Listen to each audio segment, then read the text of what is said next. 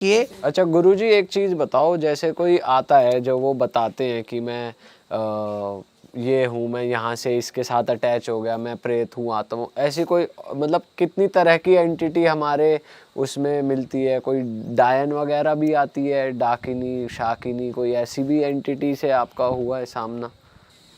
हुआ मेरा सामना कहो या उतार तो हमने किए हैं, मेरा सामना तो कम होता है। हाँ, इस मतलब चीज़ में कम हुआ सामना, पर उतार मैंने किए हैं इन चीज़ को। जैसे एक लड़का भी हॉस्टल में था नैनीताल, तो वो बेचारा सूखते जा रहा था दिन पे दिन कमज़ोर हो गया, बहुत पतला हो गया। डॉक्टर ने कहा ब्लड नहीं बन रहा है और जॉन्डिस है, पीलिया है, इसमें ये है, इन्फेक्शन है लीवर में, कई चीज़ें। एक बार उसको मेरे पास लाए, मैंने उसको ऐसी बभूति लगा दी गोलू महाराज की। मैंने कहा उनके नाम की हम बभूति लगा रहे हैं, देखो फ़ायदा हो गया तो आप फिर दोबारा आना, नहीं तो हम क्या कर सकते हैं। तो उसको फ़ायदा हुआ, तो उसके बाद वो रोटी वोटी भी खाने लगा, सब कुछ फिट हुआ। तो फिर मैंने चौकी लगाई, उसको बिठाया सामने पे, जागरण भी था, प्लान सब बनाया था हम लोगों में। ये होता आराम लग गया था, फिर जागरण की शुरुआत होती है। जागरण था, कई लोग बैठे थे। तो जब हम खेलने लगे, हमारे पास गोलू महाराज की और गंगनाथ जी दो हुए हमारे पास, दोनों का जब अवतार हुआ तो एक मेढक का रूप दिखा हमें। मेढक का रूप दिखा तो वो ही मेढक बन के उसके बाथरूम में रहता था। एक अच्छा, बाथरूम में रहता था। अब वो पता नहीं, उनने कहा पता नहीं ये है ऐसे, क्या है क्या नहीं है। तो मैंने उससे पहले कहा था कि तू एक तागा बांध देना जब ये तुझे वो ये कहता था कि मेरे पास एक रात को एक वाइट कलर की उसमें एक लेडी जाती है और बैठती है, बातें करती है। अब क्या है क्या नहीं था ये मुझे नहीं ज़्यादा पता। मैंने कहा तू जो भी आती है उसके तू एक डोरा बांध देना। तो उसने पैर में डोरा बांधा, उसके पैर में डोरा बांधा, धागे की रील छोड़ता रहा तो बाथरूम तक पहुंच गया। सुबह देखा तो मेढक के रूप पे वहाँ था। तो वही मेढक के रूप पे मेरे पास आई, तो जब हमने खेले तो वो कहने लगी कि मैं, और रूप बदलने लगी। कभी आंखों से ब्लड निकाल देना, कभी मुंह से जीभ से ब्लड निकाल देना, कभी बालों को फैला के खेलना, इस टाइप के खेलने लगी। फिर हमने बहुत कोशिशें करी। चिमटे हम लोग डालते हैं चूल्हे के अंदर, चिमटा डालते हैं, लाल करके हम लोग चाटते हैं उसको। जब हम लोग पे देवता खेलते हैं उसको चाटते हैं, फौड़ी डालते हैं। और गौमूत्र हमारे यहाँ पवित्र होता है, हम किलो के हिसाब से पी जाते हैं उसको हम, वो एंटीबायोटिक भी है से, और किडनी के लिए फ़ायदे के लिए। अब देखो उनने बता रखा है कि ये अच्छा है और एंटीबायोटिक है, इससे फ़ायदे हैं। और वो किया, फिर उसको खेल के उसको अवतारित करवाया, अवतारित करा के फिर माफ़ी मांगी उसने, फिर अपना रूप धारण किया। फिर उसको हमने जार में बंद करके ऊपर से कील मार के फिर शमशान में 3 फीट नीचे दबवाई। तो वो दिन है, ये दिन है। वो लड़का अभी ठीक है, फिट है। और अभी अब वो कहते मैंने अब तो नहीं कोई मेढक आ रहा। बोला नहीं पंडित जी अब कोई नहीं आती मेरे पास। तो गुरुजी, जो आप कह रहे थे मेंढक रूप बदल रहा है, वो आपके जब आप ध्यान में थे तब आपके सामने था या वो उसी बच्चे नहीं, के रूप जब हमने जागरण शुरू करा, जब ढपली बजी, जागरण हुआ, अंगीठी जली और चारों तरफ से उसको घेरा गया, उसको भागने का मौका नहीं दिया कहीं से भी। उसको हमने चारों तरफ से दरवाजे बंद नहीं करे, खाली घेर दिया उसको। अपनी उससे हमने अपनी मंत्रों से घेर दिया। मंत्रों से घेरने के बाद वो हिल नहीं पाई कहीं को, तब उसने अवतार लिया। नहीं तो कभी वो छुप जाती, कभी कहती मैं देवी हूँ, कभी कहीं मैं ये हूँ, कभी कहीं वो। बहुत देर में जब जागरण लग के चिमटा अंगीठी में डाला, जब लाल करके हम लोग चाटने लगे, तब जाके उसका अवतार हुआ। तब जाके बोली कि मैं ये हूँ और मैं यहाँ से आई हूँ और मुझे ये अच्छा लगा, मैं पहले ये थी वो थी। उसे सारी अपनी बातें बताई। बताने के बाद मान भी गई और हमने उसको कोई नुकसान नहीं पहुँचा, बाइज्जत हमने उसको रिहा कर दिया। और कसम रसम करवाते हैं हम लोग उसकी। जैसे मोमटनों में है, फांसी दिलाते हैं, बड़ी सरकार इनकी होती है बदायूं मेरठ, वहाँ पे दिलाते हैं। पर हमने ऐसे नहीं, हमने उसको अपने हिसाब से, अपने मंत्रों से उसको हमने जहाँ पहुँचाना है वहाँ हमने उसको पहुँचाया। आप कसम दिलाते हो कि दोबारा तंग नहीं करेंगे? नहीं, कसम नहीं होती है, कसम नहीं होती है, मंत्र से ही बंधन होते हैं, उसका हिस्सा दिया जाता है। जैसे कई लोग बलि देते हैं, मैंने बलि तो दी तो है पर मैंने करवाई नहीं अपने हाथ से कभी। जैसे खिचड़ी देना है और उसके साथ पंचफल, पंचमेवा, पंच मिठाई और ये चीज़ें दे के उसके कीलें गाड़नी पड़ती है, उसकी क्रिया होती है, उसको बंधन करके कि दोबारा किसी पे अटक ना करे। अच्छा। और गुरुजी जैसे और भी पावरफुल ये नेगेटिव एनर्जी होती है, ऐसे कहा जाता है मसान हो गए या छलावा हो गए, ऐसे किसी से भी पाला पड़ा मसान तो हर जगह पे है, जैसे क्या बेताल घाट के मसान है कि वहाँ पे, और ब्यानधुरा पे मसान है, वो संगलों से बांधे हुए हैं। वो कहते हैं जब करवटें बदलते हैं तो संगलों की आवाज़ आती है। और जिन पे ये देवता कई प्रकार के, जैसे जिन पे ये चीज़ें आती हैं, ब्यानधुरा बाबा हैं और ये बेताल विक्रम, ये चीज़ें आती हैं, उनके सामने ये चीज़ें तो टिकती नहीं हैं। और भी शक्तिशाली देवताएं हमारे उत्तराखंड में एक से एक हैं, बहुत बड़े बड़े हैं, जो आमने सामने परिचय भी कर देते हैं, बता भी देते हैं हमें और भगा भी देते हैं। उत्तराखंड में कितने प्रकार के देवी देवता हैं जो बहुत पावरफुल है? उत्तराखंड के जो देवी देवता है वो काफ़ी पावरफुल हैं। उनके आगे राजा महाराजा पीर पैगंबर कहो या कोई किसी की नहीं चलती उनके आगे। काफ़ी शक्तिशाली और अजमाए हुए हैं ये। जो मांगो वो मिलता है, जो चाहो वो मिलता है। जो किसी ने, जैसे एक बार देखो यहाँ अंडमान निकोबार में पानी का जहाज़ डूब गया था, तो बटालियन थी ये वाली पानी वाले, क्या बोलते हैं इनको, जो पानी वाले होते हैं, नेवी है, नेवी वाले। तो उनने डूबने लगा तो उनने कहा अगर आपके कुमाऊं पे कोई देवी है तो उसको पुकारो, तो तब हमारा यहाँ से उद्धार होगा। तो एक कुमाऊं बंधे ने अगर है तो हाट काली का, तो हमारी नैया पार लगा, इतने में वो पूरा जहाज पार कर दिया। आज भी हाट काली का पे 50 रुपये बटालियन कटती है हर बंदे पे, कि उस पे जाता है हर बंदे का, और उसमें इतनी शक्ति है, उसने डूबते को पार करा लिया। अब इससे बाकी आप क्या कहोगे, इससे बड़ी देवी कौन है? इतनी शक्तिशाली देवियां हैं, जो मांगो वो मिला। इनका ज़्यादा बड़ा मंदिर नहीं है, इनकी कृपा और इनकी महिमा इतनी ऊंची और इतनी आगे है कि परिक्रमा जितनी करो, जितना कहो वो भी कम है। गुरुजी, आपकी जैसे आपके शरीर पे देवी देवता प्रवेश करते हैं, तो आपके क्या नियम है, आप थोड़ा बता सकते हो अपने रूटीन और नियम के बारे में? आपको क्या क्या फॉलो करना पड़ता है और अगर नहीं करा तो क्या दंड मिलता है आपको? देखो ये बात बहुत बड़ी है और उटपटांग भी है, और कुछ लोग मानेंगे इस बात को, कुछ नहीं मानेंगे। मेरे ऊपर नहीं, जो भी हमारा उत्तराखंड का बंधा देविक पूजा करता हो, पंडित हो, पुजारी हो, इसको हम लोग डंगरिये भी कहते हैं, और ये चीज़ है, तो उसने सुबह स्नान करना बहुत ज़रूरी है। हालांकि स्नान तो सबके लिए ज़रूरी है, पर ये पूजा पाठ वालों के लिए बहुत ज़रूरी है। और भोजन अपने हाथ से बनाना है, खाना अपने हाथ से खाना है। और जो हमारे यहाँ घर पे लेडीज है, अपनी अर्धांगिनी जो 7 दिन उसका पीरियड्स होता है, उसके हाथ का नहीं खाना है। 5 दिन तक उसको किचन पे नहीं घुसना है। 7 दिन तक घर पे जोत नहीं जलेगी। जिसकी अगर अर्धांगिनी पीरियड से है तो उसका पति भी अशुद्ध माना जाता है, वो भी पूजा नहीं कर सकता है, और उसको घर से अलग रखा जाता है। और अगर जो इस नियम का नहीं कर, और सूतक हो गया, सूतक बोलते हैं कि मौत को, बिरादरी जो मुंडन वाले होते हैं, उसमें अगर किसी की एक विकेट गिर गया तो 45 दिन तक वो लोग पूजा पाठ, मंदिर पे जागरण, घर पे न प्रसाद ले सकता है, न दे सकता है, न पूजा कर सकता है। तीसरी चीज़ है हमारे यहाँ नातक। नातक बोलते हैं 22 दिन का होता है। अगर बिरादरी में बच्चा पैदा हो गया तो उसने उसके नियम पे रहना है, वो भी पूजा नहीं कर सकता है। घर पे चिराग नहीं जलेगा, शुद्ध वो वातावरण पे रहना, मंदिर वगैरह वगैरह जाना उसका मना होता है। ये अगर वो ना करे, इस चीज़ का परहेज ना करे, तो उसके ऊपर स्किन पे जो बीमारियां, चर्म रोग जिसे कहते हैं, जैसे दाद है, खाज है, खुजली है, इन्फेक्शन हो जाना है, और फोड़े फुंसी वगैरह निकल जाते हैं, और बहुत सी बीमारियां हो जाती, बुखार भी आ जाता है, आंख लाल हो जाती है, कई चीज़ें। ये बिल्कुल ऑनलाइन है। आज अगर आप इस चीज़ को आजमा लो, जो भी हमारे डंगरिये पुजारी गुरु ये चीज़ें हैं, इसका परहेज ना करें तो दूसरे दिन ही इसका आप रिजल्ट देखिए। तब हम लोग को भोजन भी बाहर का किसी के द्वारा बना हुआ नहीं खाना है, अपने हाथ से भोजन बनाना है। जल तक हमने ग्रहण नहीं करना है किसी के पास का।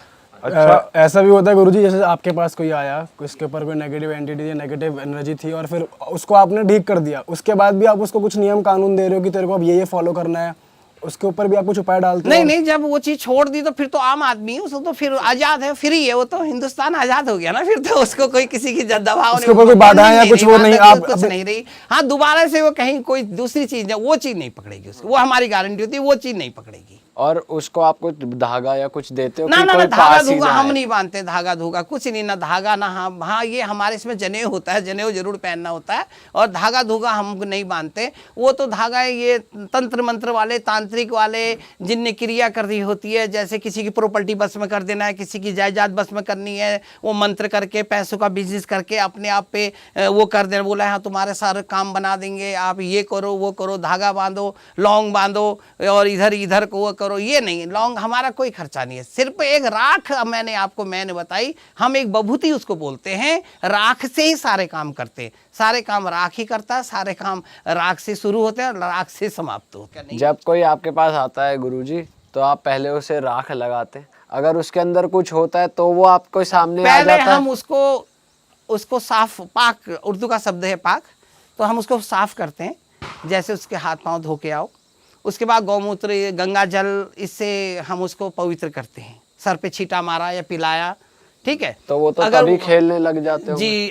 उसमें दो होती है। अगर हिंदू धर्म की हवाई भी कई प्रकार की होती है, हिंदू धर्म में भी है, सिख धर्म से भी है, ईसोवासी से भी है, और ये मोमटन शक्ति अभी वो हवा कहते हैं, ऊपरी हवा का कहते हैं। अगर वो मुसलमान शक्ति है या हवा है तो वो गौमूत्र नहीं लेगा, तो उससे हम पहचान कर लेते हैं कि ये हिंदू नहीं है, ये दूसरे धर्म का है।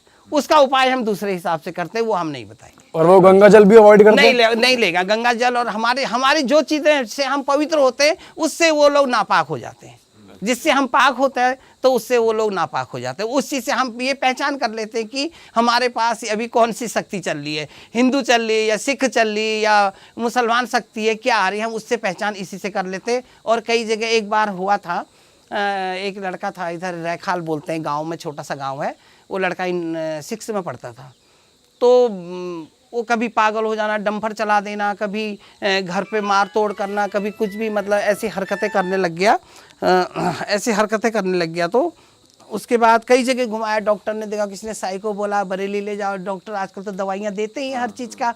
अब बुरा तो डॉक्टर को भी नहीं कहना चाहिए, हमारी फैमिली से भी कई डॉक्टर हैं, उनसे कहते हैं कि वो डॉक्टर तो मर गया नहीं कहते, सीवॉइस डेथ नहीं बोलेंगे, वो बोलेंगे कि सांस लेना भूल गया है, ठीक है। डॉक्टर ने तो सीधे कहना है कि सांस लेना भूल गया।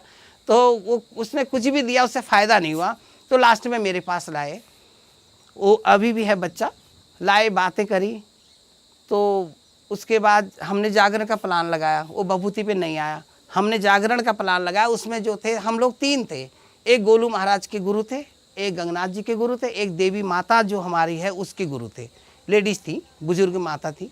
जब चौकी लगाई, उसको बिठाया गया, तो वो हमारी मजाक बनाने लगा, बोला कि ये कौन है, क्या है, ऐसे क्यों बिठा दिया, और हमें क्यों बुला दिया, हमें क्यों बिठा दिया, ऐसे मजाक बनाने लगा। जब मैंने कहा गाय गौमूत्र का छींटा मारो, जागरण शुरू करो, तो उसने वहाँ उधम मचा दिया कि तोड़ फोड़, उठाना बैठाना सब कर दिया। तो फट पकड़ लिया उसको लड़कों ने, हाथ पे भी नहीं आया, ज़बरदस्ती। फिर जब देवियाँ प्रकट हुई, तीनों देवता खेले, तो वो साइड हो गया, वो हाथ जोड़ने लगा। फिर खुद पूछा, उसके ऊपर गंगा जल वगैरह डाला, तो सिकुड़ गया, ऐसे सिकुड़ गया, एक दीवार पे चिपक गया, जैसे कि इस पर कोई चीज़ है ही नहीं, वो बिल्कुल ऐसा बन गया निर्जीव। तो फिर पूछा गया तू कौन है, तो तब उसने बताया कि मैं इरफान हूँ। तो कहाँ से, नाम बताया, मुझे आज भी याद है उसका नाम, इरफान। तो कहाँ से आया, बोला जिस पेड़ के नीचे इसने बाथरूम करी वहाँ पे मैंने फांसी खाई थी। इतनी बड़ी बात उसने, तो वहाँ से मैं इसके पीछे आ गया, और ये इसको मैंने सब कुछ कर रखा है। वो कव्वालियाँ गाने लग जाता था, डंपर चलाने लग जाता था, ऐसी हरकतें करता था कि जैसे कि अब हम कह नहीं सकते, मतलब एक छोटा सा बच्चा था वो, मतलब बड़ों से भी ज़्यादा एक कातिल की तरह हरकतें करता था, जैसे एक कातिल होता है। तो उससे बचते थे, माँ बाप पेरेंट्स से परेशान हो गए। तो फिर लास्ट में पूछा तो क्या चाहता है, चलो ठीक है, इसने कर दिया, अब इसका उपाय भी तो है, बता तो दिया हम लोगों ने, या इसने बता दिया, इसका उपाय क्या है। उसने कहा कि इसका उपाय क्या खाएगा। अब उसने ऐसी चीज़ बताई जो चीज़ हम दे नहीं सकते। उसने बता दिया कि मैं ये चीज़ खाऊंगा। हमने कहा भैया कहाँ से लाएं, 1-8 किलो होता तो कहीं से ले आते। मैंने कहा भैया हमारे बस की जो चीज़ है वो बता। फिर वहाँ एक काठगोदाम है, वहाँ से यहाँ से 22 किलोमीटर चोरगलिया से हल्द्वानी, तो काठगोदाम थोड़ा 1-2 किलोमीटर ज़्यादा है। ये नैनीताल निकलती है रोड, सीधे पुल से पहले एक मज़ार है, बोले उस मज़ार पे लेके जाओ। तो मैं उसको वहाँ लेके गया, तो वहाँ पे खड़ा किया। उसके पेरेंट्स थे, मैं था, मेरे साथ और भी गुरु माताएं थी। गए तो उसने, हम दूर खड़े हो गए, हमें तो कोई नियम पता नहीं था उनका क्या है क्या नहीं है। तो उसने वहाँ जाके, मैंने कहा भैया तू जो भी है तू यहाँ पे उसके वहाँ जो उनके मस्जिद के वो गुरु थे उनको बुलाया। उनने जैसे उल्टे पैर धोए, उल्टे करके मुंह धोया, ऐसे उल्टे हाथ धोए, बोला मैं जा रहा हूँ, कसम खा, और वो कुरान के ऊपर हाथ रखा, फिर एक हरी रंग की चादर दी, अगरबत्ती की वो पैकेट दी, और एक इत्र होती है लोगों की, इत्र दी उसमें, और गुलाब के फूल दिए, और कसम करवाई, और वो फिर छोड़ दिया उसने। बोला हमें गोश्त के पैसे देके जाओ। वो गोश्त के हमने पैसे दिए, हमें पता नहीं गोश्त क्या है क्या नहीं, हम तो जानते नहीं है। बोले इसी चीज़ के लिए हम तर ये जाएंगे। उसी ने डिमांड रखी है? ये डिमांड उसी ने रखी, हमें नहीं पता गोश्त क्या होता है क्या नहीं होता है, तो इसीलिए मैंने कहा कि हम बता नहीं पाएंगे जो चीज़ उसने मांगी, हम वो कह नहीं पाएंगे उस चीज़ को।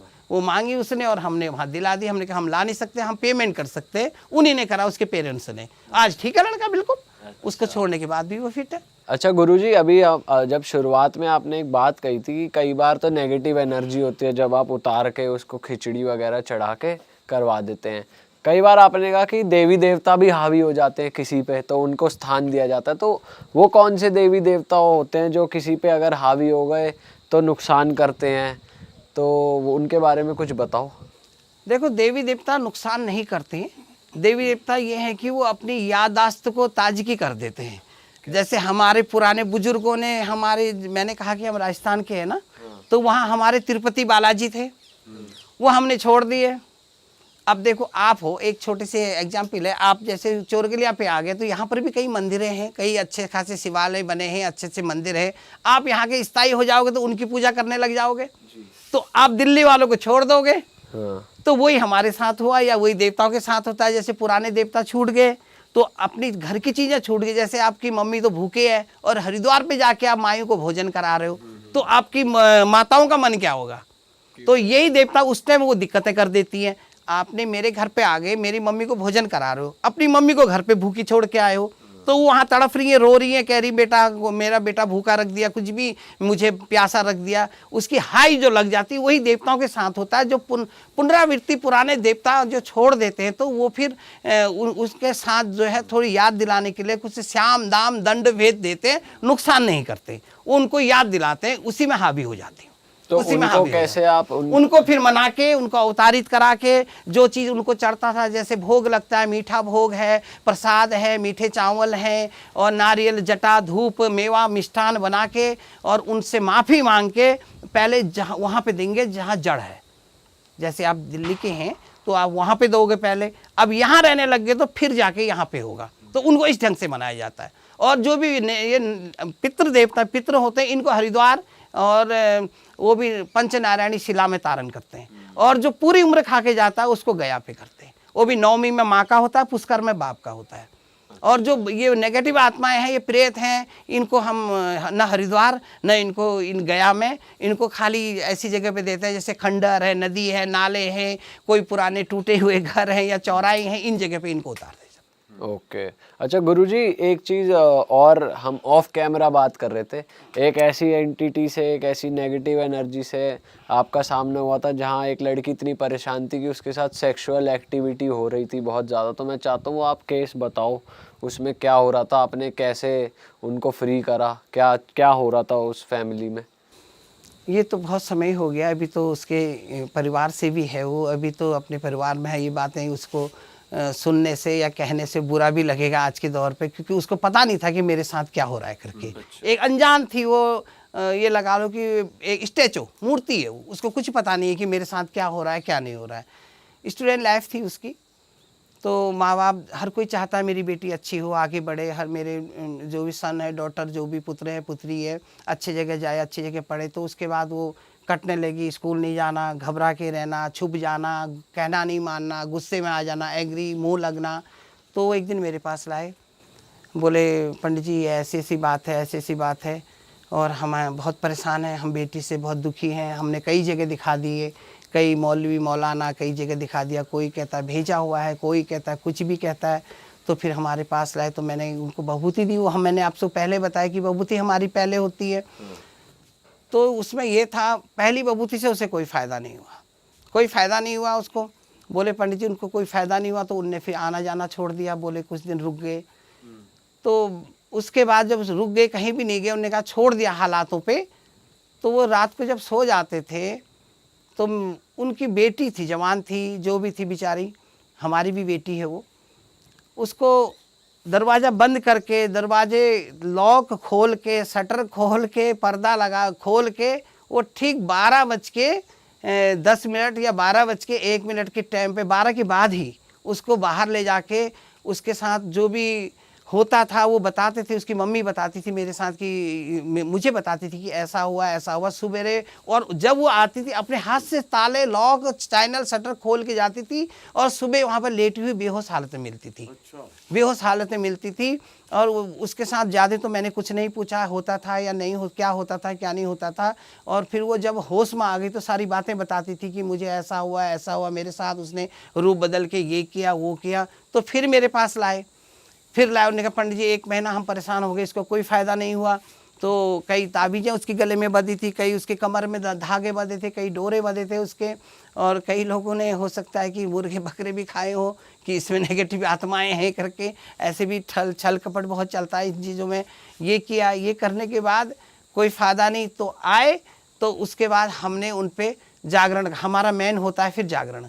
जब कोई आत्मा उस पर या कोई दवाई दुआ काम न कर रहा, हम लास्ट में जागरण करते हैं।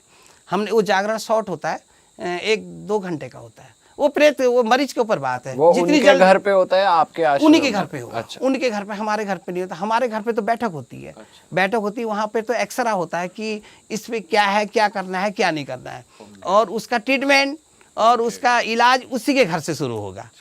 वहाँ पे जब उसको किया तो वो भागने लगी, वो आई नहीं, पकड़ के वो सुबह से गायब हो गई क्योंकि आज जागरण लग रहा। तो फिर बड़ी मुश्किल से हाथ पाथ जोड़ के मना के उसका बुलाया गया। तो उसके बाद उसने कभी ऐसी हरकतें करने लगी, कभी आग में पानी डाल दे, कभी जागर वालों पे पैर चला दे, कभी हाथ चला दे, और कभी मतलब ऐसी हरकतें करेगी जैसे लोग चिढ़ के मारे चले जाएं कि हमने नहीं करना आपके घर पे कुछ भी, या ऐसे शब्द बोल देगी कि हमने नहीं करना है। और वो अच्छी खासी लड़की है, पढ़ रही थी। अब देखो लोग कहने लगे ये ढोंग कर रही है, ये बहाना कर रही है, इससे कोई मिलने वाला आता है, कोई बात करने वाला आता है, कोई इससे मिलना चाहता है, और ऐसे करके उसको बदनाम कर दिया। जागरण के बाद भी उसके बाद उसने अवतार लिया, खुद बोली कि मैं जिस जगह पे ये फाउंडेशन पड़ी, उनकी थी फाउंडेशन, तो बोली मुझे मार के इस पे दबाया हुआ है। अच्छा। वो एक जेंट्स था, जेंट्स था वो, जेंट्स से दबाया हुआ था। और उसने मैटर भी बताया कि गर्लफ्रेंड बॉयफ्रेंड का हमारा मैटर था, मैं चाहता था, और ये लोगों ने हमारे साथ ये किया। अब पता नहीं पीढ़ी कितनी पीढ़ी थी, ये इस पीढ़ी उस पीढ़ी कितनी पीढ़ी थी। तो उसने फिर वहाँ पे तुड़वाई गई जगह, ये देखो ना मार्क ऑफ इंटरोगेशन। अफसोस की बात तो ये है कि वो फाउंडेशन तुड़वाई। ये तो एक तो कहावत होती है कि ये होता है, हुआ है। फाउंडेशन ऑनलाइन तुड़वा के हम लोगों ने खड्डा करवा के जेसीबी से वहाँ से उसकी हड्डियाँ निकाली। अच्छा। हड्डियाँ, नया लड़का था, उसने अपना उम्र भी बताया, रंग भी बताया। हिंदू था वो लड़का, हिंदू था, और उसमें था कश्यप में था वो लड़का। कश्यप पता नहीं क्या होता है, मुझे नहीं पता, खुद बोला कि कश्यप हूँ।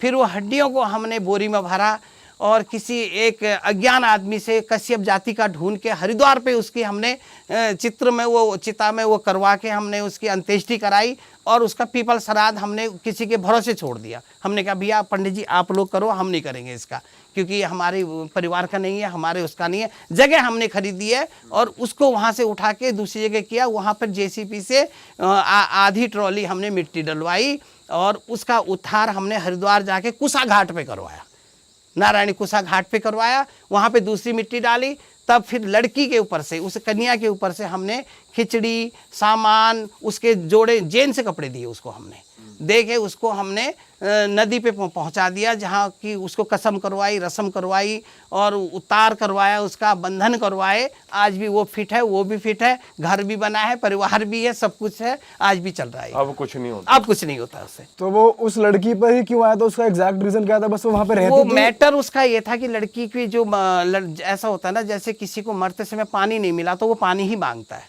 जिसको भोजन नहीं मिला तो भोजन ही मांगता है। जिसे अगर देखो, आपको पता है दिल्ली में एक केस हुआ था, कांड हुआ था, उनसे पूछा गया फांसी के बाद से पहले कि आपकी अंतिम इच्छा क्या है। वो बलात्कारी थे, उनने कहा हमें एक बार और बलात्कार करने दो। ये होता है कि प्रेत आत्मा जो होती है, जिस कारण मरा होता है वो ही चीज़ मांगता है, अट्रैक्शन हो जाता है। आपने देखा होगा, जैसे जानी दुश्मन पिक्चर आपने देखी होगी, ये हकीकत भी है, कहावत भी है। वो दुल्हनों को ही खाता था, जो प्रेत था, भूत था, क्योंकि उसको हनीमून की रात को जहर दे दिया होता है। आपने पिक्चर देखी होगी, सुना होगा, हनीमून की रात जहर दे दिया होता तो वो दुल्हनों से चिढ़ता है, तो जो भी डोली आती थी उसी डोली को उठाता था वो। चलो रे डोली उठाओ कहार पिया मिलन की रुत, ये गाना है उसमें। तो इसी हिसाब से जो जिस चीज़ से मौत होती है जिसकी, जैसे कोई जल के मरा तो तराई मामू चिल्लाते हुआ खेलता है, वो आत्मा भटक जाती है। डूब के मरा, जल के मरा, बह के मरा, कट के मरा, दब के मरा, एक्सीडेंट से मरा, गोली से मरा, और चट्टानों में गिर के मरा, लुढ़क के मरा, इनको अल्पायु अकाल मृत्यु कही जाती है। इनको उसी चीज़ से तारण किया जाता है जो चीज़ इनके, जिस चीज़ से इनकी मौत हुई हो। पर गुरुजी जैसे एक्सीडेंट वगैरह हो जाते हैं और कहा भी जाता है कि जब भी मौत होती है वो जब भी होती है जब लिखी होती है, तो ये प्रेत हवा ऐसे कैसे बन जाते हैं एक्सीडेंट वाले भी? अल्प आयु कहते हैं इसको, अकाल मृत्यु बोलते हैं इसको, अल्प आयु अकाल मृत्यु कहते हैं। ये लिखी होती है किसी की उसमें कि तेरी अल्प आयु होगी। जैसे आपने, हम बैठे 4 लोग, आपने मुझे मार दिया, ठीक है, गलती आपने कर दी, तो आपकी उसमें लिख गया कि तेरी भी अगली जन्म में अल्प आयु होगी, अकाल मृत्यु होगी, क्योंकि तूने दूसरे को मारा है। अच्छा। जैसे रावण ने अपने जमाई को मारा था, सूर्पनखा के पति को, और उससे कह दिया तू सकल संसार पे जा, कोई भी लड़का तुझे अच्छा लगा तो मैं उससे शादी करवा दूंगा तेरी। पर पाप तो उसने करा ना, पहले जमाई को मारने की जरूरत क्या थी? अगर बहन की दूसरी शादी करनी थी तो उसको छुड़वा देता है, तलाक का कुछ उपाय तो उस टाइम भी होता होगा, डाइवोर्स नहीं था तो कुछ और तो होता था। तो जिसकी मौत अल्पायु अकाल मृत्यु हो तो उसका तारण जो होता है, अल्पायु अकाल मृत्यु वालों को मोक्ष नहीं मिलता है, इनकी आत्मा भटकती, वो दूसरे को पकड़ती है। ओके। जैसे आप देखो एक्सीडेंट वाले को कोई बचाता है तो आत्मा उसके अंदर भी आ जाती है, वो बचाओ बचाओ कहने लग जाता है। ये चीज़ें भी होती है। जैसे आग लगाने वाला पहले आग लगा लेता है, उसके बाद वो भागता है कि मुझे बचाओ बचाओ करके। अगर उसकी उसी हालत में मौत हो गई तो वो चीज़ें उसके अंदर गूंजते रहती है।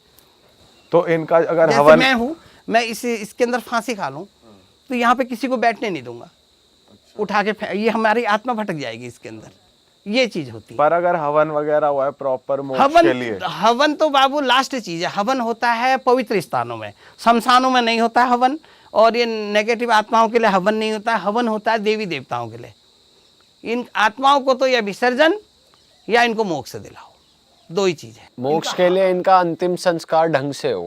अंतिम संस्कार दूसरे का, कोई दूसरी पीढ़ी का या दूसरी बिरादरी का दूसरा बंधा नहीं कर सकता है, उसी बटालियन का ढूंढना पड़ता है। जैसे आर्मी वालों के सिग्नल कोर है या कुमाऊं रेजिमेंट है, कोरों के हिसाब से होता है, जिसकी जो बटालियन है उसी हिसाब से उसका ट्रीटमेंट होता है।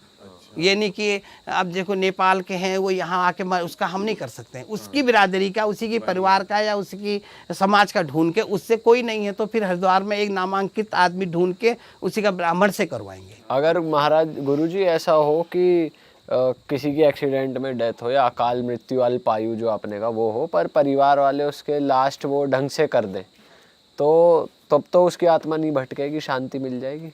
अल्प आयु वाले मोक्ष नहीं पाते हैं, वो उनको स्थान ही देना पड़ता है जब तक उसकी उम्र नहीं सारा पर। जैसे 40 साल में डेथ हो गई तो उसको 100 साल की उम्र मान के चलो, ठीक है, 60 साल उसको मोक्ष स्थापना देनी पड़ेगी, 60 साल के बाद उसको विसर्जन करना पड़ेगा। इसमें 2 रीजन है। जैसे कुंवारा है तो कुंवारे वाले के साथ कुछ और होता है, मैरिड वाले के साथ कुछ और होता है। मैरिड हमारे हिंदू धर्म में बीवी एक ही मानी गई है, वो पहली, जिसको बिहाती, जिसके संग फेरे, जिसके मंगलसूत्र या मांग भरी हो। ऐसा नहीं कि आज उसको छोड़ के वहाँ चले जाए, मेरी बीवी है मुझे छोड़ के आपके पास आ जाए, आपको छोड़ के वहाँ चले जाए, वो मरने के बाद मुझे ही मिलेगी क्योंकि फेरे मेरे साथ हुए हैं। वो 35 जगह भी चले जाए, उसको हिंदी में रखेल बोलते, इंग्लिश में गर्लफ्रेंड बोलते, और हमारी कुमाऊनी भाषा में उसको ढांटी शब्द बोलते हैं, और देसी में उसको धरौना बोलते हैं। इनको दिन में नहीं लाते, रात को लाते हैं। ये जिंदी भी हमारी है और मरी भी हमारी है। ये जो आपको बताया मैंने, इसमें अगर पति की मौत हो गई तो जब तक पत्नी है तब तक वो हरिद्वार या गया या ऐसे पवित्र स्थानों में नहीं जाएंगे, क्योंकि जोड़े में हर चीज़ होता है। जोड़े में कन्यादान, जोड़े में गोदान, जोड़े में आरती, जोड़े में कोई भी काम हो, शुभ काम जोड़े में होते हैं। तो पति यहाँ नर्क में और पत्नी स्वर्ग में नहीं रहती, दोनों जो है एक साथ रहते हैं। और वो भी ऑनलाइन, मतलब बिहाती होनी चाहिए। ये नहीं कि मैं आपके पास आ जाऊं, मैं आपकी बीवी हूँ, आपके पास आ जाऊं, 2 बच्चे यहाँ हो गए फिर आपके पास, सीमा हैदर जो है वो नहीं चलेगा। उसकी कोई गिनती नहीं है। सीमा हैदर बोलेगी वो मुझे नहीं क्यों तोड़ा। चलेगा। वो नहीं चलेगा, मतलब जो पहली ही बीवी है वही पति माना गया, वही बीवी मानी गई। तो ऐसा नहीं है गुरुजी की पति ने अगर अच्छे कर्म नहीं करे तो वो नरक जा रहा है, बीवी ने अच्छे कर्म करे वो स्वर्ग जा रही है। कर्म धर्म तो ये तो ऊपर से बने होते हैं, अच्छे कर्म किससे कहें। देखो हम तो भगवानों पे भी ऑब्जेक्शन ले लेते हैं कभी कभी। धर्म कर्म तो जो है ये किससे क्या कहें, किसने क्या कर्म किए वो नहीं कह सकते, है नहीं। धर्म कर्म किसी के नहीं कह सकते। चलो गाइज, पॉडकास्ट को यहीं पे ख़त्म करते हैं। गुरुजी हम आपका और समय नहीं लेंगे, अब आप फ्री हो चुके हैं। बहुत बहुत शुक्रिया अपना समय हमें देने के लिए। और हमें तो गुरुजी के एक्सपीरियंसेस जान के बहुत मज़ा आया और तमाम बातें उत्तराखंड की जानकर और मज़ा आया। आशा करते हैं हमारी ऑडियंस को चलो भी हम उतना ही और मज़ा बताते आया। हैं, और बताते हैं आपको अच्छी चीज़ें, फिर फ्री होके किसी दिन समय निकाल के और बताते हैं। अरे वाह, आपने ये वीडियो यहाँ तक देख ली भाई, तुमने हमारी मेहनत सफल कर दिया। तुम ही लोग हो असली रियल हिट। और अगर आपको बहुत मज़ा आ रहा है ऐसी क्लिप्स में, ऐसी वीडियोस में, तो फटाफट जाइए प्लेलिस्ट पे बिंज वॉच कीजिए और सारी वीडियोस देख डालो और मौज काटो। That is it. हम मिलेंगे नए पॉडकास्ट में, नए क्लिप में। Till then bye bye, see you, take care, do subscribe. Best of real talk online. Okay, bye bye.